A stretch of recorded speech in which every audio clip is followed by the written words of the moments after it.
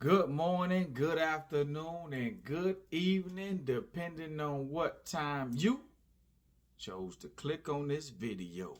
Hey, during my absence, I realized when I was gone that your likes don't mean nothing, your views doesn't mean nothing, and your following doesn't mean nothing. None of that will matter when you're gone, but big shout out to those that noticed that I wasn't posting, that called and checked up on your boy. I appreciate that, yeah. So, now that we've established that the sinner sat with Jesus and that it wasn't the other way around because they were following him, some for the healing, some for his teachings, and others just spectating to accuse him, we can learn that not everyone who's following you is with you or for you.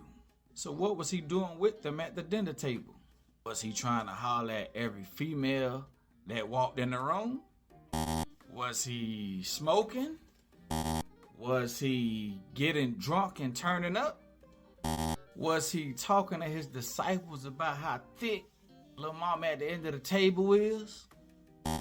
Or was he with them trying to come up with a get-rich-quick scheme?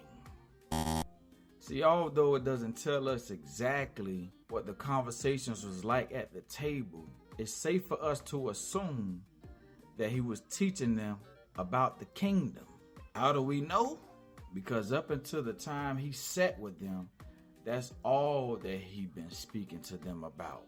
In fact, according to Luke 2:41-49, since he was 12 years old, he had already understood to be about his father's business.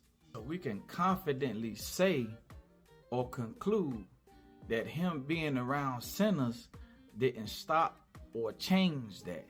Whenever he was questioned by them about the things that he was doing that went against their old way of thinking, he had already had a rebuttal for every question that they asked him. In some cases, he only questioned them to make them examine themselves and the way that they think, because he already knew their thoughts. So his seating with them wasn't meaningless. It was purposeful for all those who were in attendance, who had ears to hear. My brothers and sisters, when we are amongst unbelievers, whether by choice because you're being led to reach the lost like Jesus was in this situation, or by force because we have to work and go to school with these types of people, it's important that we don't conform to their ways and begin to talk like them and act like them.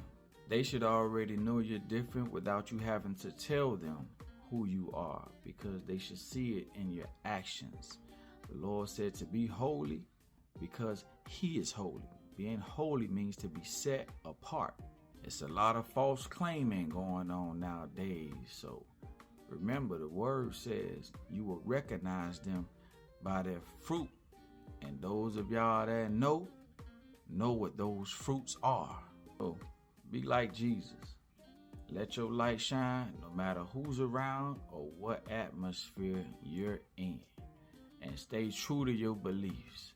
You heard me? Quis. You can hide it from me, but God sees.